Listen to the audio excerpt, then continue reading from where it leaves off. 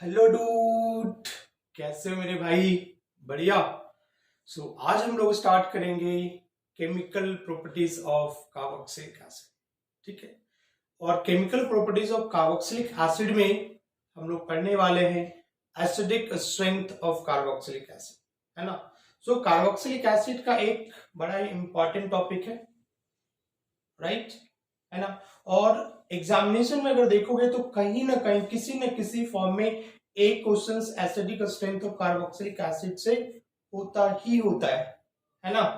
मेरे साथ बैठने का चिपक करके, ठीक है ना। और सबसे इंपॉर्टेंट बात है कि अगर ये लेक्चर देखते हो ना तो फिर एग्जाम में क्वेश्चंस कोई छूटने वाला नहीं है ना। ये बात पक्की याद कर लो, ठीक है ना। तो सबसे पहली बात, टेंशन नहीं पालने का, टेंशन देने का ऑलरेडी, ठीक है ना। और सीरियस तो बिल्कुल भी नहीं होगा। अगर सीरियस हो गए ना तो तुम्हारी जो एफिशिएंसी है वो घट जाएगा, बिल्कुल चिल होने का, ठीक है ना। तो सबसे पहले चिल हो जाओ, पेन और कॉपी निकाल के बैठो और जो भी इंपॉर्टेंट बातें लगे साथ में उसको क्या करना, नोट डाउन करो। पहले से पढ़ लिया है तो एटलीस्ट एक बार देख लोगे तो रिवीजन कर लेगा, ठीक है ना। और सीरियस होके भी क्या फायदा भाई, सीरियस होने से कोई बुर्ज खलीफा तो मिलने वाला है नहीं कि चलो सीरियस हो गया। अगर वैसे होता तो मैं भी सीरियस हो जाता ना, बुर्ज खलीफा मिल जाता तो फिर गाने की जरूरत नहीं पड़ता, जी करता दिला देता ना बुर्ज खलीफा, जरूरत ही नहीं पड़ता। तो सीरियस होने से काम नहीं बनेगा, पॉजिटिव होकर के आप काम करो। जब पॉजिटिव होकर काम करोगे तो एक क्या होगा ना, सब्जेक्ट में इंटरेस्ट डेवलप होगा, काम में क्या इंटरेस्ट डेवलप हो गया। जब तक कोई सा भी काम हो, तुम्हारा काम है पढ़ना, मेरा काम है पढ़ाना, और अगर मेरा इंटरेस्ट डेवलप ना हो तो मैं फिर ये कर नहीं पाऊंगा, है ना। इसलिए टेंशन वेंशन को चलो गोली मारो एंड तैयार हो जाओ मेरे साथ। Acidic nature of carboxylic acid, है ना। जैसे देखो नाम में ही है कार्बोक्सिलिक एसिड, नाम में ही एसिड, मतलब ये क्या होगा, एसिडिक नेचर का होगा, ठीक है ना। तो एसिडिक कार्बोक्सिलिक एसिड को हम लोग रिप्रेजेंट कैसे करते बताओ, COOH, है ना। ये बच्चे ये अपना क्या कार्बोक्सिलिक एसिड है। तो जब ये खुद एसिड है तो ये बेस के साथ रिएक्शन करके क्या बना देगा बताओ, सॉल्ट का फॉर्मेशन करेगा ना। तो लाइक अगर जैसे मान लो कि मैंने इसका NaOH के साथ रिएक्शन करवा दिया, ठीक है, सोडियम हाइड्रोक्साइड के साथ में, तो क्या करेगा, ये एसिड हो गया और ये बेस है, दोनों मिलेगा तो क्या बन जाएगा, सॉल्ट का फॉर्मेशन कर लेगा, वेरी सिंपल, ठीक है ना। तो यहाँ पे क्या हो जाएगा, ये RCOONA बनाएगा, ठीक है। उसके बाद प्लस क्या बना देगा, OH, और ये H मिलकर के क्या होगा, H2O बनाता है। सबको पता होगा कि जब एसिड और बेस आपस में मिलता है तो सॉल्ट प्लस क्या बनाता है, वाटर का फॉर्मेशन होता है। यहां तक तो क्लियर होगा ना। इसका नाम क्या हो जाएगा, इसका नाम होगा सोडियम कार्बोक्सिलेट। क्या नाम हो जाएगा इसका, सोडियम कार्बोक्सिलेट हो जाएगा। बात समझ में आ रही ना, ठीक है। जैसे मान लो कि यहाँ पे हमने HCOOH ले लिया, ठीक है। इसका अगर NaOH के साथ रिएक्शन करवा दोगे तो क्या बना देगा, सॉल्ट बना देगा ना। क्या बनाएगा ये, HCOONA प्लस क्या बना देगा, H2O बना देगा, ठीक है। नाम क्या होगा इसका, सोडियम फॉर्मिक एसिड यूज कर रहे हो इसलिए इसका नाम क्या होगा, सोडियम फॉर्मेट नाम हो जाएगा। अगर मैं यहाँ पे इथेनॉइक एसिड ले लिया, CH3COOH ले लिया, इसका अगर NaOH के साथ रिएक्शन करवा दोगे बच्चों, क्या बन जाएगा, सॉल्ट का फॉर्मेशन कर लेगा ना, CH3COONA प्लस क्या बना देगा, वाटर। इसका नाम क्या हो जाएगा, सोडियम एसीटेट। क्या नाम होगा इसका, सोडियम एसीटेट, बिकॉज हमने क्या लिया यहाँ पे, एसिटिक एसिड यूज करा हुआ है ना। सिमिलरली देखो, अगर किसी मेटल के साथ अगर रिएक्शन करवा दोगे तो मेटल भी कैसा नेचर का होता है, बेसिक नेचर का होता है, ठीक है ना। और अगर किसी एसिड में तुम मेटल डालोगे तो वहां पे हाइड्रोजन गैस रिलीज होगा, ठीक है। यहाँ पे क्या बनाएगा, ये सॉल्ट का फॉर्मेशन क्या कर देगा, CH3COONA बनाएगा, प्लस साथ में यहाँ पे क्या निकल जाएगा, H2 गैस रिलीज हो जाएगी, ठीक है। अगर मैं ये देखो बेंजोइक एसिड ले लूं, benzoic acid means aromatic acid हो गया ये। अगर यहाँ पे भी अगर NaOH डाल दोगे तो क्या बना देगा, सॉल्ट बनाएगा। किसकी फॉर्मेशन करेगा बताओ, बेंजीन है, ये किस में चेंज हो जाएगा, COONA प्लस यहाँ पे क्या बना देगा, H2। इसका नाम क्या हो जाएगा भाई, सोडियम बेंजोएट हो जाएगा। क्या नाम होगा, सोडियम बेंजोएट, है ना। तो बहुत ही आसान रिएक्शन है कि जब भी कार्बोक्सिलिक एसिड में कोई बेस डालोगे, लाइक NaOH हो गया, कैल्शियम हाइड्रोक्साइड डालोगे या कोई मेटल डालोगे तो वहां पे क्या हो जाएगा, सॉल्ट का फॉर्मेशन कर लेगा, ठीक है ना। तो जल्दी से पहले इसको नोट डाउन कर लो, बहुत ही आसान है, ठीक है। अब मिटा दो इसको।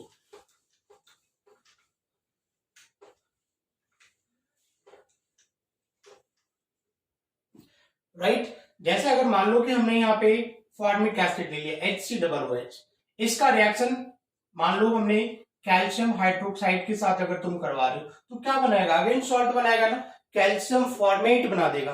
कैल्शियम की वैलेंसी कितनी होती है, 2 होती है ना, ये कैसे बना देगा बताओ, HCOO होल ट्वाइस Ca, है ना, प्लस यहाँ पे वाटर बन जाएगा। क्या नाम होगा इसका, कैल्शियम फॉर्मेट।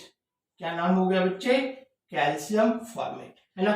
सिमिलरली अगर एसिटिक एसिड के साथ रिएक्शन करवा दो, या इथेनॉइक एसिड भी बोलोगे इसको, कैल्शियम हाइड्रोक्साइड, इसका ये क्या बना देगा बताओ, कैल्शियम फॉर्मेट बनाएगा, है ना। क्या बना देगा, CH3COO, है ना, बिकॉज कैल्शियम की वैलेंसी 2 होती है, तो यहाँ पे 2 लिखा और ये हो गया Ca प्लस क्या बना देगा, वाटर। ठीक है, इसका नाम क्या हो गया, दिस इज कैल्शियम एसीटेट हो गया। क्या हो गया ये, कैल्शियम एसीटेट, है ना। तो किसी भी एसिड में अगर मेटल डालोगे या कोई बेस डालोगे तो किसकी फॉर्मेशन कर लेगा, सॉल्ट का फॉर्मेशन कर लेगा। वेरी सिंपल, ठीक है, मिटाओ इसको, जल्दी से नोट डाउन कर लो। है, अब देखो बच्चे, हमने तो ये पढ़ लिया कि अगर कार्बोक्सिलिक एसिड एक एसिड है तो बेस और मेटल के साथ वो क्या करेगा, सॉल्ट का फॉर्मेशन कर लेगा। अब मुझे चेक करना है क्या, कार्बोक्सिलिक एसिड का एसिडिक स्ट्रेंथ को कंपेयर करना है। बात समझ में आ रही है, क्या करेंगे, एसिडिक स्ट्रेंथ को कंपेयर करेंगे। तो जरा देखो यहाँ पे, ये मेरा क्या कार्बोक्सिलिक एसिड है, जैसे इसको वाटर में डिजोल्व करोगे, ठीक है, तो ये क्या होगा, H प्लस आयन देता है, बिकॉज एसिड कौन होता है, जो H प्लस आयन देता है वही एसिड होता है ना। तो जैसे वाटर में डिजोल्व करोगे तो ये क्या बना देगा, RCOO माइनस, और ये यहाँ पे क्या बनेगा, H प्लस आयन, है ना। वो सारे कंपाउंड जो अपने एक्वस सॉल्यूशंस में वाटर में जब डिजोल्व करोगे तो H प्लस आयन दे दे, वही क्या होता है, एसिड कहलाता है, ठीक है ना। तो अब जरा देखो यहाँ पे, अगर मैं यहाँ पे लिखूं Ka, है ना, Ka क्या है यहाँ पे, dissociation constant of acid, ionic equilibrium में भी तुम लोगों ने पढ़ा होगा। हम इसको क्या लिख सकते हो बताओ, RCOO minus concentration of H plus ion upon क्या लिखोगे, RCOOH, है ना। और हम लोग वाटर का कॉन्सेंट्रेशन नहीं लिखते बिकॉज प्योर सॉल्वेंट है, एंड प्योर सॉल्वेंट का कॉन्सेंट्रेशन क्या होता है, कांस्टेंट होता है, 1 होता है, हम लोग यहाँ पे नहीं दिखाते, ठीक है। अब देखो बच्चे, ये क्या हो गया, देखो डिसोसिएशन कांस्टेंट ऑफ एसिड बोलेंगे इसको, क्या बोलोगे, this is dissociation constant of acid, clear है। अब देखो डिसोसिएशन कांस्टेंट ऑफ एसिड क्या है, H प्लस आयन का देखो दिख रहा है क्या, डायरेक्टली प्रोपोर्शनल है, बोलो हाँ या ना, डायरेक्टली प्रोपोर्शनल दिख रहा है ना, ठीक है। तो स्ट्रॉन्गर एसिड का मतलब क्या हो गया, कि जो जितनी ज्यादा H प्लस आयन देगा उतना ही ज्यादा क्या होगा, एसिडिक नेचर का होगा, है ना। और H प्लस आयन और Ka क्या हो गया, डायरेक्टली प्रोपोर्शनल है। इसका मतलब कह सकते हो कि Ka की वैल्यू जितनी ज्यादा होगी वो एसिड उतना ही स्ट्रॉन्गर होगा, क्योंकि Ka की वैल्यू ज्यादा होगी तो जो वाटर है एक्वस सॉल्यूशंस में H प्लस की कॉन्सेंट्रेशन क्या होगी, ज्यादा होगी, है ना। तो डायरेक्टली वे में हम कह सकते हैं कि ग्रेटर इज द Ka, है ना, stronger will be the acid. जितनी ज्यादा Ka की वैल्यू होगी उतना ही स्ट्रॉन्ग एसिड वो कहलाएगा। बात समझ में आ रही ना।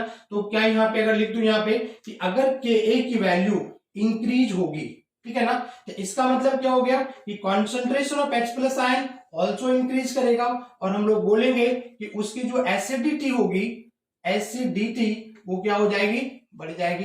बिल्कुल दिमाग में रखोगे ना कि greater is the value of dissociation constant, है ना, लिख देते हो यहाँ पे कि greater is the value of Ka, stronger will be the acid, वो एसिड उतना ही ज्यादा क्या हो जाएगा, स्ट्रॉन्ग हो जाएगा। बात समझ में आ रही ना। अब जरा देखो, अगर मैं इस Ka को माइनस लॉग Ka ले लूं तो किसके बराबर होता है, pKa के बराबर होता है ना, बोलो हाँ या ना, है ना। That is the negative logarithm of Ka is called क्या, pKa। तो यहां पे देखोगे कि जो Ka की वैल्यू होगी वो रेसिप्रोकल होगा किसका, pKa का, है ना। तो अगर Ka की वैल्यू ज्यादा होगी तो डेफिनेटली pKa का वैल्यू क्या हो जाएगा, कम हो जाएगा, है ना। तो स्ट्रॉन्गर एसिड के लिए Ka की वैल्यू ज्यादा होगी, है ना।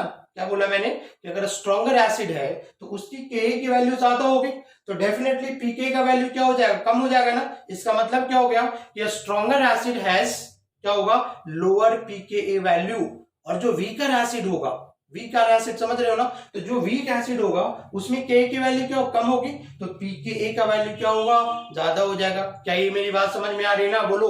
अगर कोई वीक एसिड है पूछेगा उसकी पीके की वैल्यू तो क्या होगी, उसकी पीके की वैल्यू ज्यादा हो जाएगी। बात समझ में आ रहा है ना। तो अगर यहाँ पे देखो के अगर बढ़ा तो एसिडिटी क्या हो जाएगी बच्चे, यहाँ पे एसिडिटी बढ़ेगी। और अगर पीके का वैल्यू यहाँ पे ज्यादा होगा तो एसिडिटी क्या होगी, उसकी घट जाएगी। बात समझ में आ रही ना, उसकी पीके की वैल्यू क्या हो जाएगी, घट जाएगी, है ना।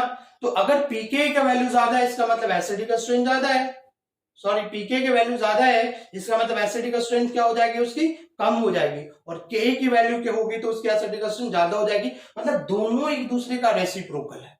क्लियर है। अगर स्ट्रॉन्ग एसिड का के की वैल्यू ज्यादा तो पीके क्या हो, कम।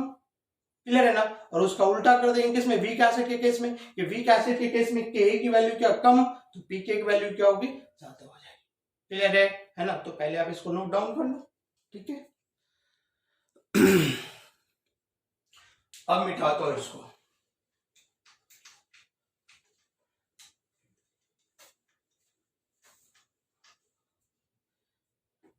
अब जरा देखो बच्चे यहाँ पे, है ना।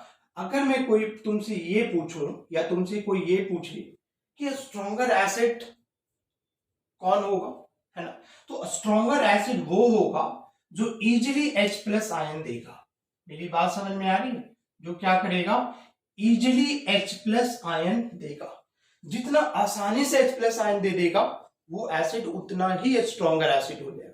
क्या मेरी बात समझ में आ रही ना, ठीक है। अब जरा देखो कि तुमको मालूम है कि every acid give H plus ion, सारे एसिड H प्लस आयन देता है। तो जब H प्लस आयन देता है तो उसके साथ में एक एनायन का फॉर्मेशन होगा। हमारी बात क्लियर हो रही है। जब भी H प्लस आयन देगा तो उसके साथ में क्या होगा, एक एनायन का फॉर्मेशन होगा। बात समझ में आ रही ना। तो अगर कोई एसिड कितना स्ट्रॉन्ग है, ठीक है, वो हम लोग वो डिपेंड करता है क्या, ये जो एनायन का फॉर्मेशन हो रहा है ना बच्चे, उसकी स्टेबिलिटी के ऊपर डिपेंड करेगा, है ना। कि ये जो कार्बोक्सिलेट आयन का फॉर्मेशन हो रहा है ना, ये जितना ज्यादा स्टेबल होगा ना उतना आसानी से H प्लस आयन निकलेगा, ठीक है। तो कोई कंपाउंड कितना एसिडिक है वो, है ना, जो एनायन का फॉर्मेशन करेगा उसकी स्टेबिलिटी के ऊपर डिपेंड करेगा। ज्यादा स्टेबल होगा इसका मतलब क्या होगा, ज्यादा H प्लस आयन देगा, आसानी से H प्लस आयन देगा, और वो क्या हो जाएगा, उतना ही ज्यादा एसिडिक नेचर का हो जाएगा। क्या मेरी बात समझ में आ रही, बोलो, है ना। अब देखो ऐसे समझो ना, ये कार्बोक्सिलिक एसिड है, देखो इन दोनों का क्या हो रहा है, ये यहाँ पे दोनों साथ साथ है, यहाँ पे दोनों क्या हो रहा है, अलग अलग हो रहा है क्या, मतलब कह सकते हैं यहाँ पे दोनों का क्या हो गया, ब्रेकअप हो गया। ब्रेकअप समझते हो ना, अभी देखो बड़े अच्छे से समझ में आएगा। ब्रेकअप समझते हो ना, यहाँ पे कार्बोक्सिलिक एसिड का क्या हो रहा है बताओ, ब्रेकअप ही तो हो रहा है। RCO माइनस अलग, H प्लस आयन अलग, बोलो, ठीक है। तो H प्लस आयन कब अलग होगा, जब ये स्टेबल है ना। अगर ये हाईली अनस्टेबल हो गया, हाईली अनस्टेबल हो गया तो H प्लस आयन को जाने ही नहीं देगा ना। समझ में आ रहा है, समझ में आ रहा है, नहीं आ रहा समझ में। अगर ये स्टेबल है, H प्लस आयन जा रहा है, इसको कोई फर्क नहीं पड़ रहा, मतलब H प्लस आयन को क्या करेगा, आसानी से लूज कर देगा। चल रही चल रहा साइड में हो जा, है ना, ढूंढ ले अपने हाथ से, कोई फर्क नहीं पड़ रहा उसको, कुछ भी फर्क नहीं पड़ रहा। इसका मतलब क्या हो गया, ये स्टेबल है, H प्लस आयन को आसानी से जाने देगा। बट अगर H प्लस आयन जैसे निकला ये हाईली अनस्टेबल हो गया तो क्या ये H प्लस आयन को जाने देगा, पकड़ के रखेगा, कहाँ जाओगे, तेरे बिना तो मैं मर ही जाऊंगा, जान ही नहीं देगा उसको, ठीक है। तो वैसे कंडीशंस में H प्लस आयन निकलेगा नहीं, ठीक है, तो वो एसिड क्या हो जाएगा, वीक एसिड हो जाएगा। क्लियर हो गया ना, ठीक है। तो अब जरा देखो यहाँ पे सीधा सीधा यहाँ पे बात याद रखना कि जो एसिडिक स्ट्रेंथ होगी, है ना, देखो यहाँ पे दो इफेक्ट होता है, एक हो गया तुम्हारा क्या प्लस आई, और यहाँ पे होता है क्या प्लस एम, ठीक है ना। वो क्या हो गया, इनवर्सली प्रोपोर्शनल हो जाएगा किसकी, एसिडिटी की, क्या हो जाएगा, एसिडिटी का इनवर्सली प्रोपोर्शनल, रेसिप्रोकल हो जाएगा। और जो माइनस आई होगा और माइनस एम, ऑलरेडी आप लोगों को पता होगा, वो डायरेक्टली प्रोपोर्शनल होता है क्या, एसिडिक स्ट्रेंथ का वो डायरेक्टली प्रोपोर्शनल हो जाएगा। बस यही दो बातें दिमाग में रखना, है ना, कि जो प्लस आई और प्लस एम एसिडिक स्ट्रेंथ को कम करेगा, और जो माइनस आई और माइनस एम है वो एसिडिक स्ट्रेंथ को क्या कर देगा, एसिडिक स्ट्रेंथ को क्या कर देगा, बढ़ा देगा, ठीक है ना। बस ये दिमाग में रखोगे ना, सारा क्वेश्चन बन जाएगा। क्लियर है, मिटाता हूं मैं इसको, ठीक है। अब देखो बात करता हूं डिफरेंट टाइप का, मैं यहाँ पे एसिड लेता हूं, ठीक है। देखो पहला मैंने यहाँ पे ले लिया क्या, फॉर्मिक एसिड ले लिया HCOOH। जब ये टूटेगा तो क्या बनाएगा, HCOO माइनस और क्या बनाएगा, H प्लस आयन बना दिया, क्लियर है ना। दूसरा मैं यहाँ पे ले लू CH3COOH, ये टूटेगा तो क्या बना देगा, CH3COO माइनस और ये बना दिया H प्लस आयन, है ना। और इसी तरीके से कार्बन क्या बढ़ाते जाओ, CH3CH2COH प्रोपेनोइक एसिड, ये टूटेगा तो क्या बनाएगा, CH3 CH2 CH2 C, दो कार्बन है, COO माइनस H प्लस है, इसी तरीके से बढ़ते जाओ। फिर मैं यहाँ पे ब्यूटेनोइक एसिड ले लू, CH3 CH2 CH2 COOH ले लू, ठीक है ना। तो ये क्या बनाएगा, CH3 CH2 CH2 और ये क्या लिया, COO माइनस और बना दिया ये H प्लस है। मेरी बात समझ में आ रही है। और देखो 4 एसिड मैंने ले लिया ना, तुमसे पूछेगा कि स्ट्रॉन्गर एसिड कौन सा होगा, है ना। तो देखो सारे एसिड है, सारे H प्लस आयन दे रहा है और साथ में एक एनायन का फॉर्मेशन कर रहा है, तो तुम्हें क्या करना है, इसकी स्टेबिलिटी को चेक कर लेना है। जो ज्यादा स्टेबल होगा, H प्लस आयन के बिना ज्यादा स्टेबल है, H प्लस आयन को लूज कर देगा, चल मर हट यहां से, बात समझ में आ रही है। बट जो अनस्टेबल हो जाएगा वो H प्लस आयन को जाने नहीं देगा, तेरे बिना अब रह नहीं सकते, बात समझ में आ रही ना, मतलब वो जाने नहीं देगा, ठीक है। तो चुपचाप से क्या करना बेटा, स्टेबिलिटी को चेक कर लो, बात समझ में आ रही है। तो चेक करें क्या स्टेबिलिटी। अब देखो यहाँ पे माइनस चार्ज हो ऑक्सीजन के ऊपर, हर जगह माइनस चार्ज है ना, हर जगह माइनस चार्ज, हर जगह माइनस चार्ज, बात समझ में आ रही है। एक बात दिमाग में डाल लो, है ना, कि किसी भी कंडीशंस में चार्ज क्या होता है, स्टेबल नहीं होता, चाहे वो पॉजिटिव चार्ज हो या चाहे वो नेगेटिव चार्ज हो। अब देखो नेगेटिव, किसी के ऊपर नेगेटिव चार्ज है, इसका मतलब क्या होगा, कर्ज है, लोन, है ना। तो किसी के माथे के ऊपर अगर 10 लाख का लोन है, वो कभी भी स्टेबल नहीं हो सकता। कार चला रहा है, कर्ज में है, कार डूबा पड़ा है, वो गाड़ी ड्राइव कर रहा है, बट टेंशन हो रही है ना, EMI कैसे जाएगा, मतलब माथे पे नेगेटिव चार्ज, क्लियर है।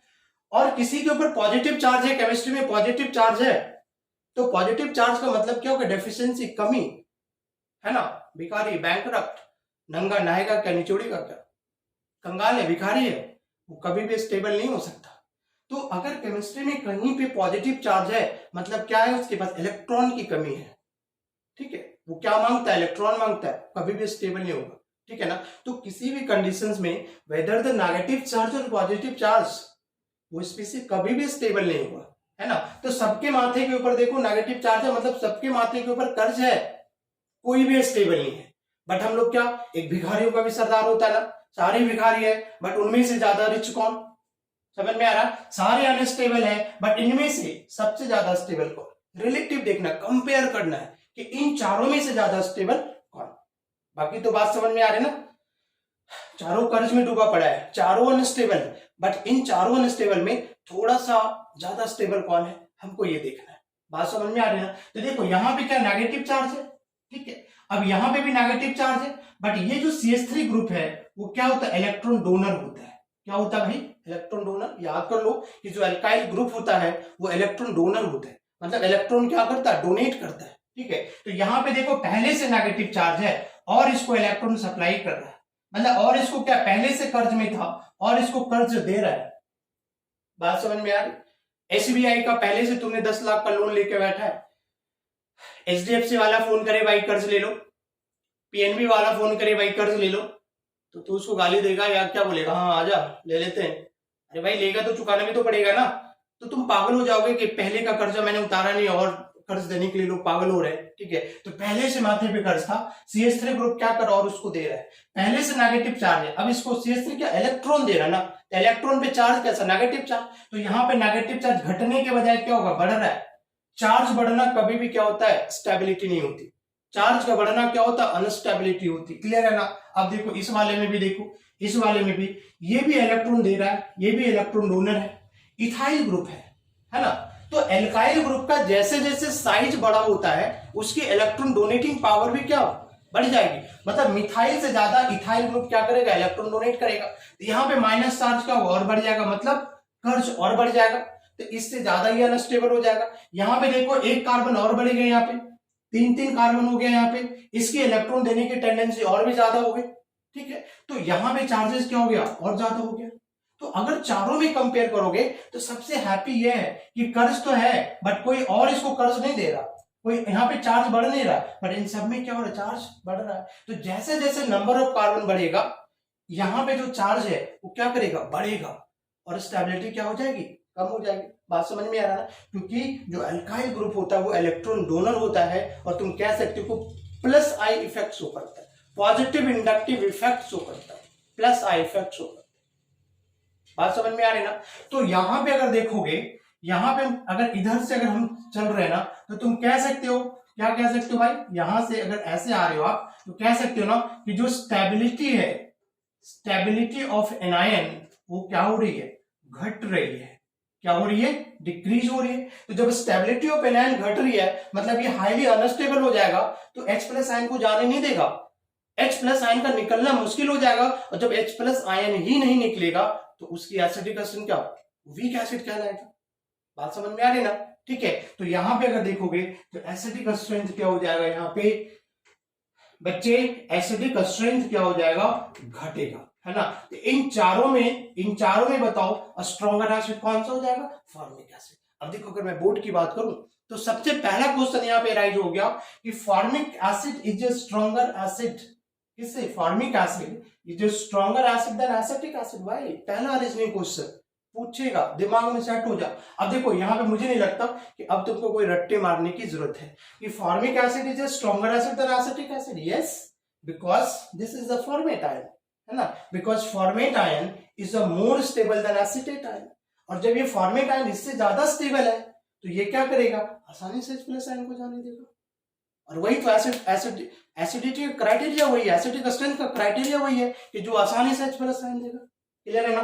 तो अगर यहाँ पे एसिडिक ऑर्डर देखोगे तो फॉर्मिक एसिड क्या हो जाएगा, स्ट्रॉन्गर एसिड होगा, देन क्या हो जाएगा CH3COOH हो जाएगा, देन क्या हो जाएगा बताओ CH3CH2COH हो जाएगा। मतलब जैसे जैसे यहाँ पे नंबर ऑफ कार्बन इधर तुम बढ़ाते जाओगे उसकी एसिडिक स्ट्रेंथ क्या हो जाएगी, कम होती जाएगी। भाई क्यों, क्योंकि यहाँ पे प्लस आई क्या हो रहा है बताओ, बढ़ रहा है ना। तो जैसे जैसे प्लस आई बढ़ेगा उसकी एसिडिटी क्या होगी, कम होती जाएगी।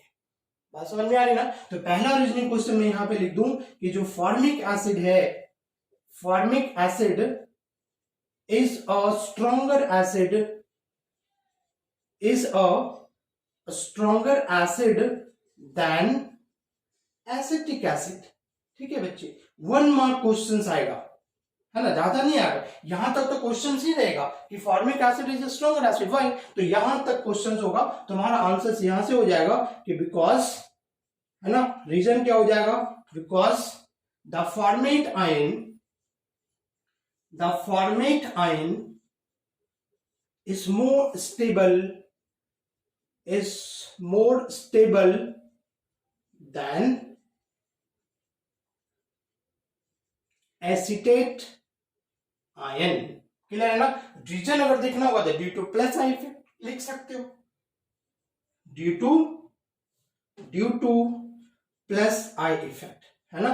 और एक बात मैं बोलूंगा कि ये देखो इंपॉर्टेंट क्वेश्चन है, 1 मार्क्स क्वेश्चन है, सुन करके ही याद हो गया होगा कि फॉर्मिक एसिड स्ट्रॉन्गर एसिड क्यों होता है, because formate ion is a more stable than acetate ion. Is it clear. तो कॉपी कर लो पहले इसको।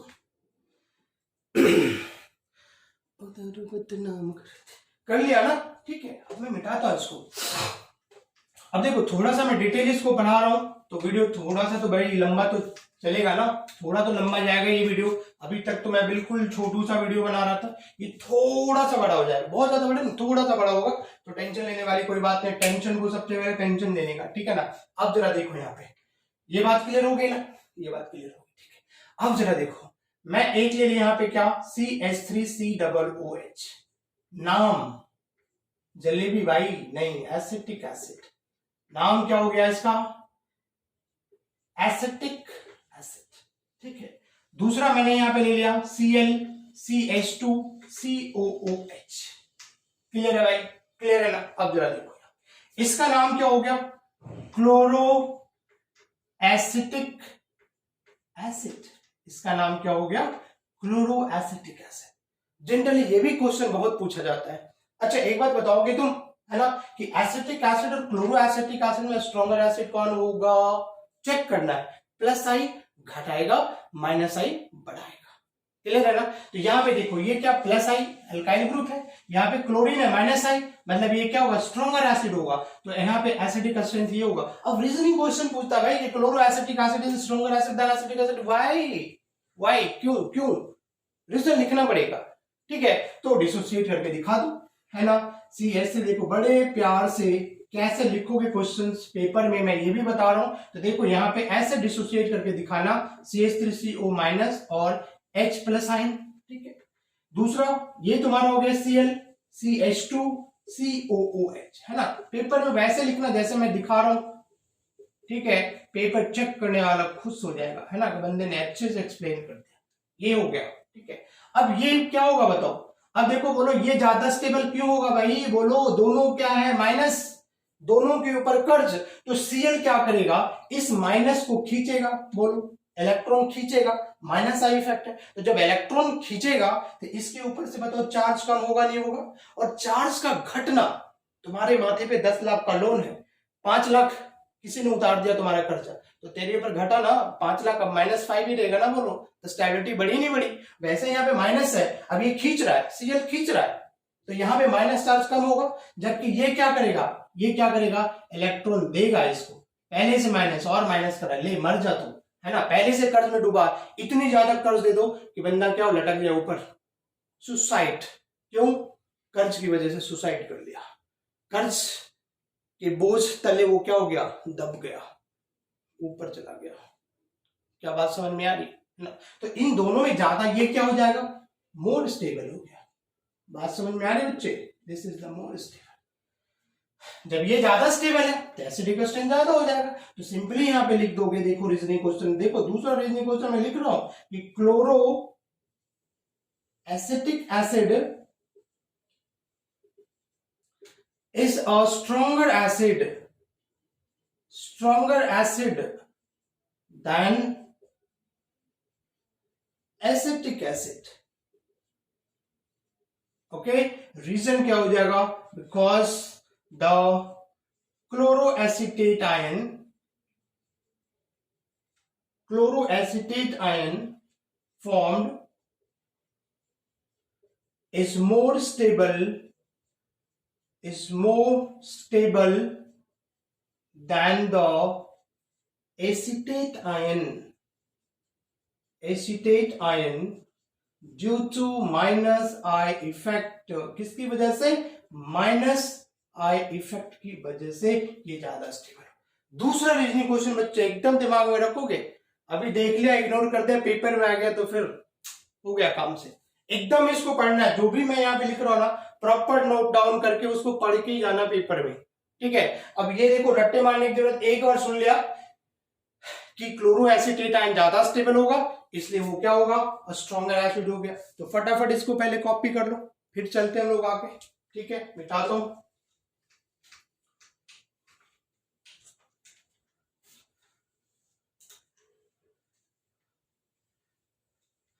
ठीक है बच्चे, जरा देखो यहाँ पे हमने ये लिखा, देखो HCOOH, फिर हमने लिख लिया यहाँ पे CH3COOH, फिर हमने लिख लिया CH3CH2COOH।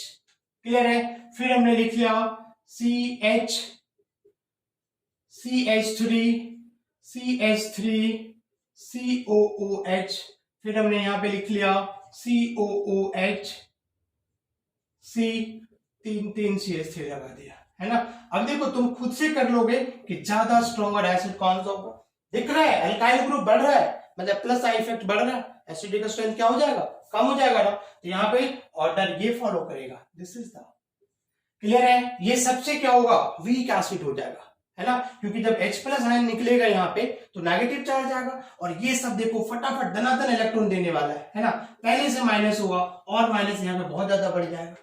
क्लियर है ना, यहाँ पे 2 ग्रुप देने वाला है, यहाँ पे 1 ग्रुप देने वाला है, यहाँ पे भी 1 ग्रुप देने वाला है, बट यहाँ पे ग्रुप का साइज बड़ा है, ये ग्रुप का साइज छोटा है, यहाँ पे कोई देने वाला नहीं है, तो फॉर्मिक एसिड क्या हो जाएगा, स्ट्रॉन्गर एसिड हो। क्या मेरी बात समझ में आ रही ना, बोलो। माइनस आई इफेक्ट अगर मैं इस तरीके से लिख दिया, देखो इस तरीके से लिखो, यहाँ पे हमने यहाँ पे लिखा, देखो Cl CH2COOH, क्लियर है। उसके बाद में यहाँ पे लिखो BrCH2COOH, यहाँ पे हमने FCH2COOH, है ना।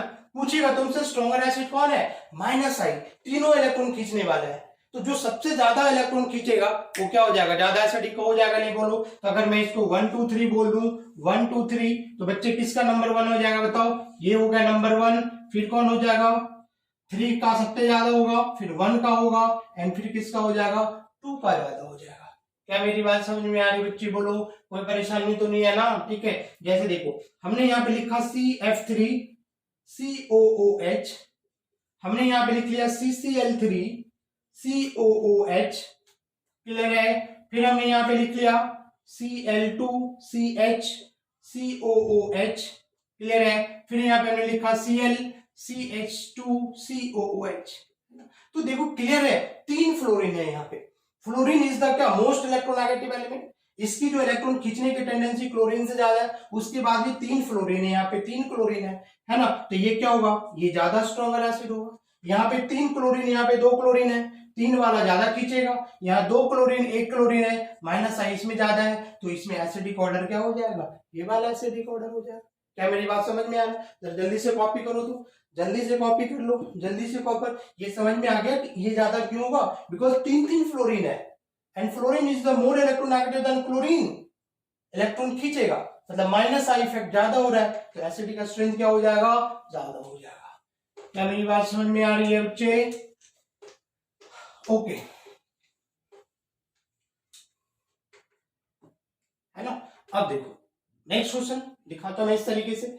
हमने यहां पे लिख लिया CCl3, ओके, COOH, इस तरीके से, ठीक है बच्चे। उसके बाद हमने यहां पे लिख लिया NO2CH2COOH, ये लिख लिया, ठीक है। दोनों में ज्यादा स्ट्रॉन्गर एसिड कौन होगा, क्लियर है ना, क्लियर है, ठीक है। अब जरा देखो यहाँ पे, अगर वैसे अगर देखोगे तो जो NO2 ग्रुप होता है ना, स्ट्रॉन्ग खींचू होता है, स्ट्रॉन्ग इलेक्ट्रॉन विड्रॉइंग ग्रुप होता है। बात समझ में आ रही है, क्या होता है, स्ट्रॉन्ग इलेक्ट्रॉन विड्रॉइंग ग्रुप किससे, क्लोरीन से ज्यादा इलेक्ट्रॉन विड्रॉइंग होता है, समझ में आ रही है ना। बट यहाँ पे क्या है, ये सिंगल NO2 ग्रुप है, और यहाँ पे 3 क्लोरीन है, तो 3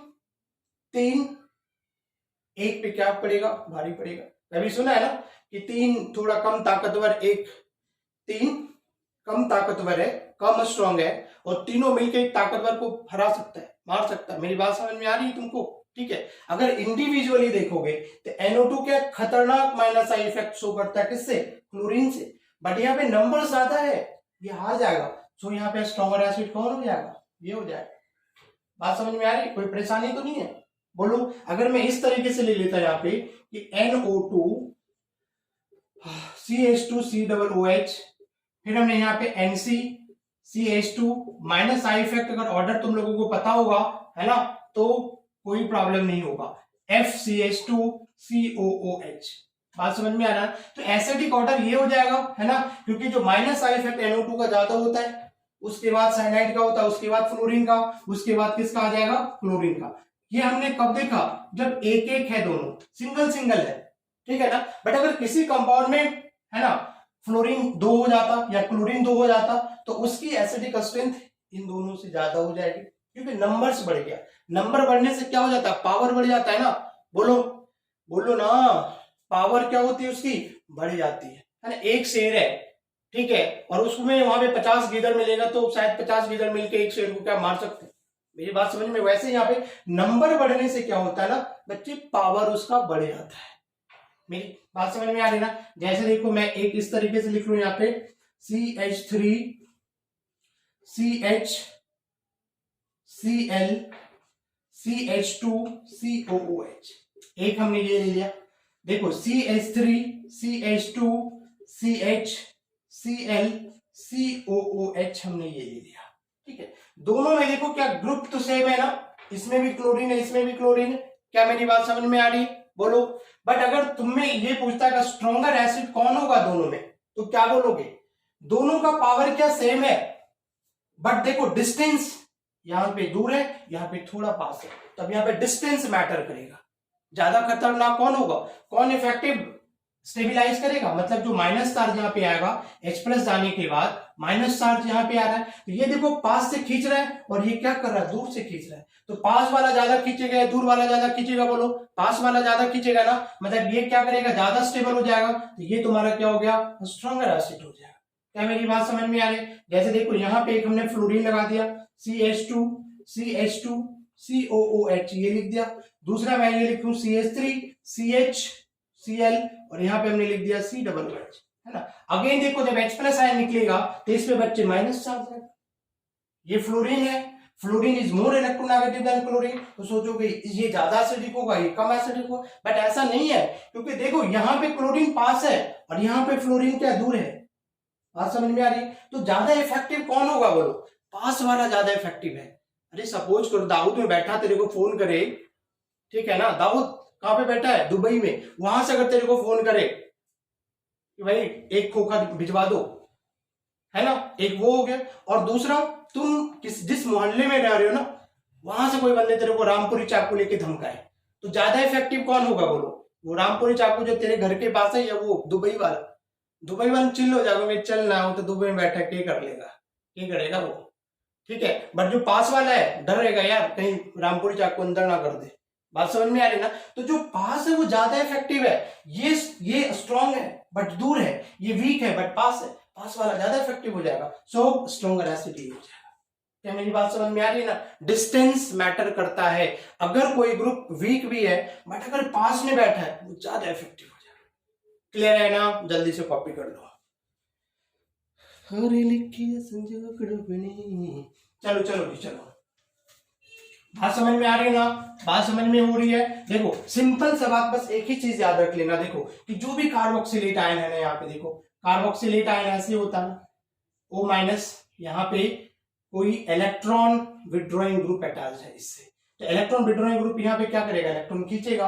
और कोई कार्बोक्सिलेट आयन है, carboxylate ion O negative ion, यहाँ पे क्या होता है बताओ, कोई इलेक्ट्रॉन डोनेटिंग ग्रुप है EDC, वो क्या करेगा, इसको इलेक्ट्रॉन देगा, तो इलेक्ट्रॉन देगा माइनस चार्ज बढ़ा देगा, मतलब इसको डीस्टेबल करेगा, और ये क्या करेगा, इलेक्ट्रॉन खींच के माइनस चार्ज यहाँ पे कम कर देगा, मतलब क्या करेगा, इसको स्टेबल कर देगा। बात समझ में आ रही है ना? तो लिख देता हूं यहाँ पे कि जो इलेक्ट्रॉन विड्रॉइंग ग्रुप होगा, electron withdrawing group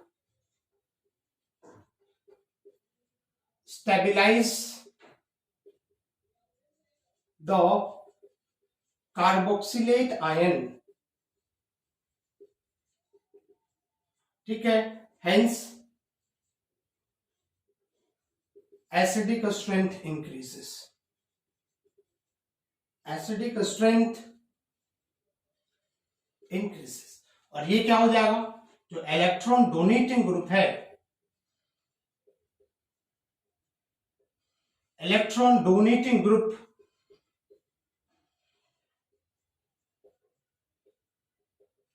destabilized the carboxylate ion,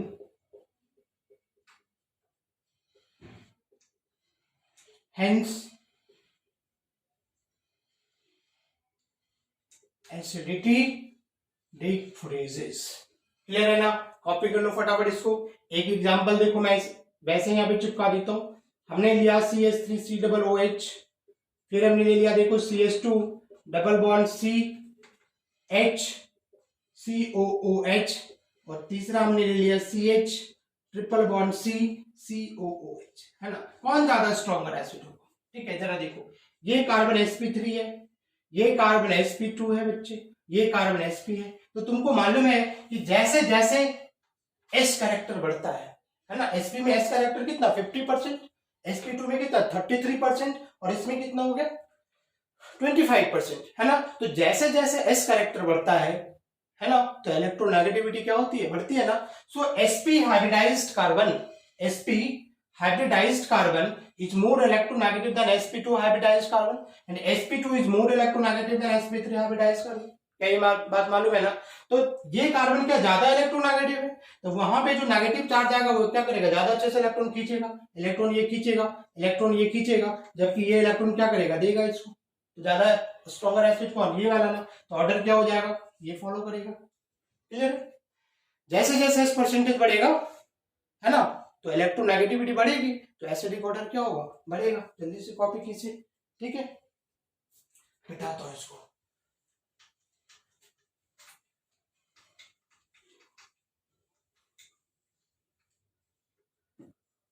देखो examples,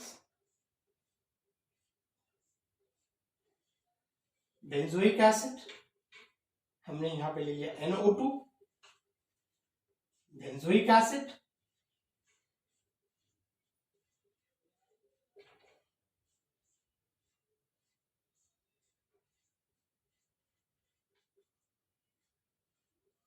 four methoxy benzoic acid, four nitro benzoic acid, benzoic acid, stronger acid को। तो ये देखो NO2 ग्रुप क्या करेगा, इलेक्ट्रॉन खींचेगा, मतलब यहां पे ये -M कह सकते हो, -M इफेक्ट शो करता है।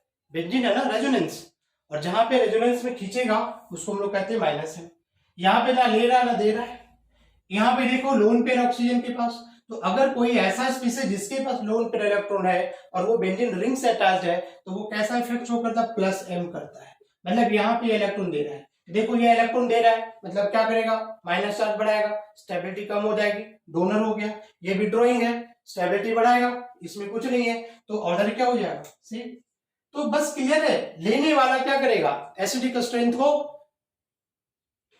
बढ़ाएगा और देने वाला एसिडिक स्ट्रेंथ को कम करेगा। बस माइंड में इसको आप क्या सेट रखो।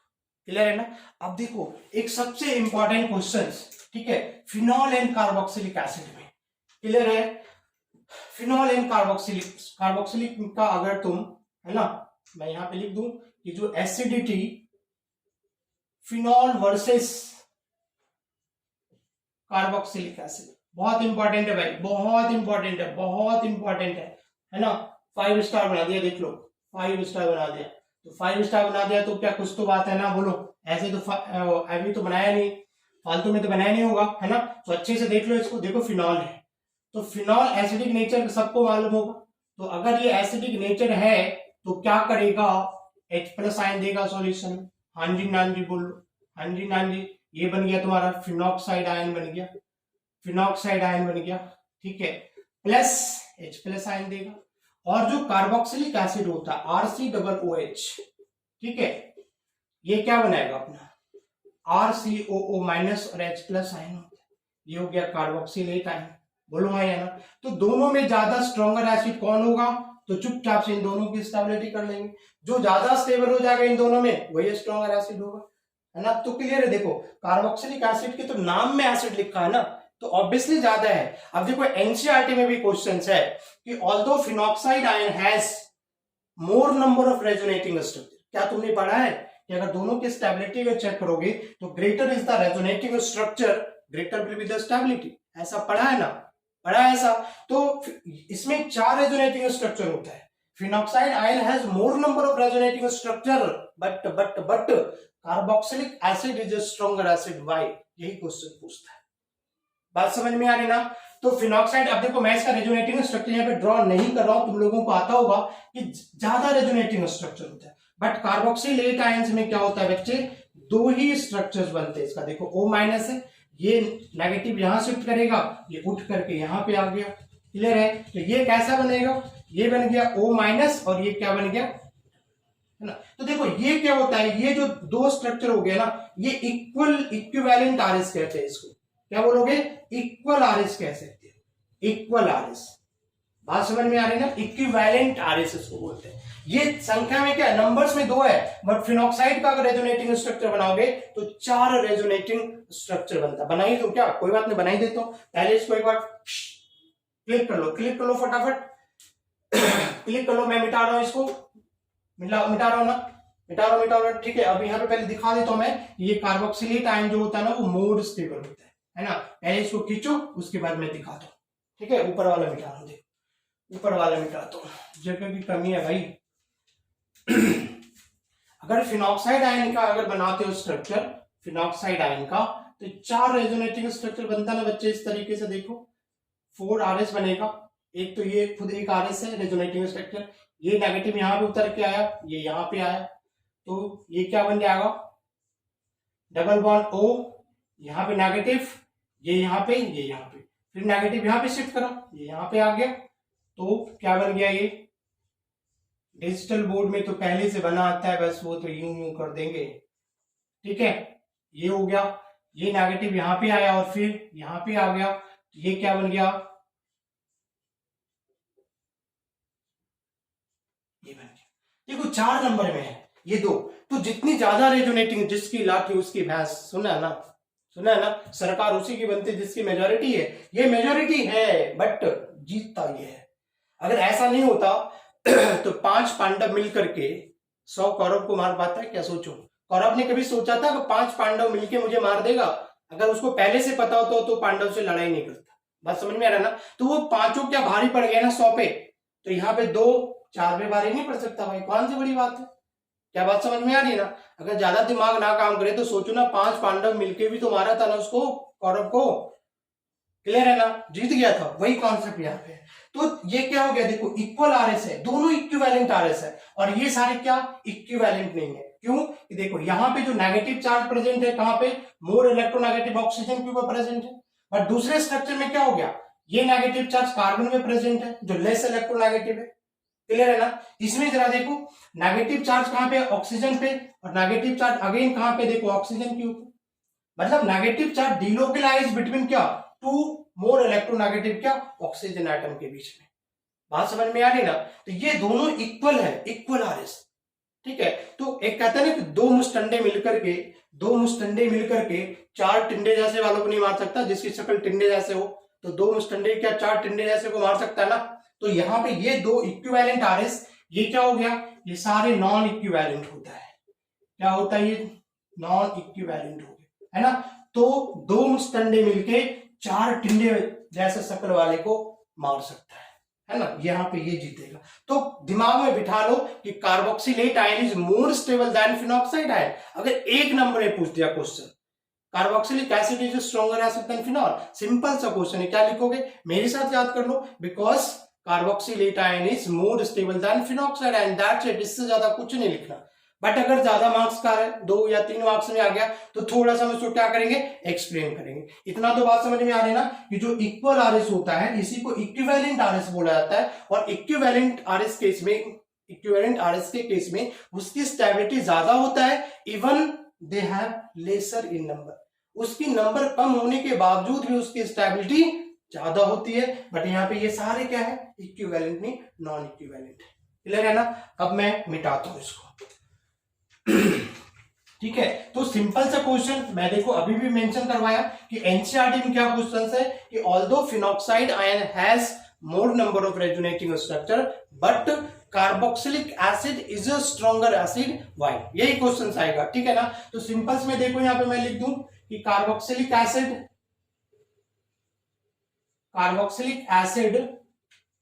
Is a stronger acid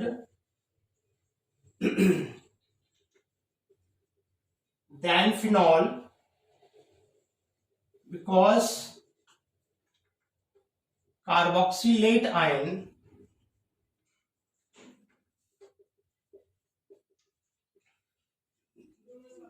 more stable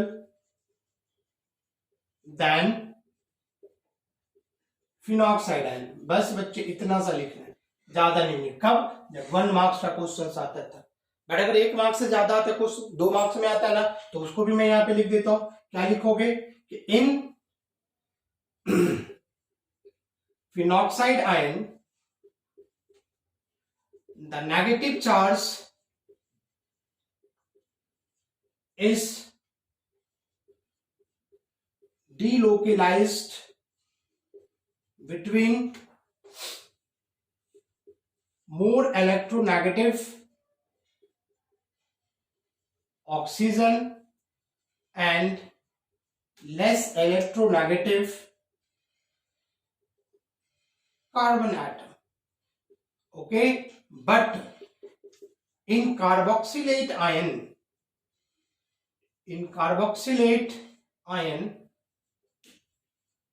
the negative charge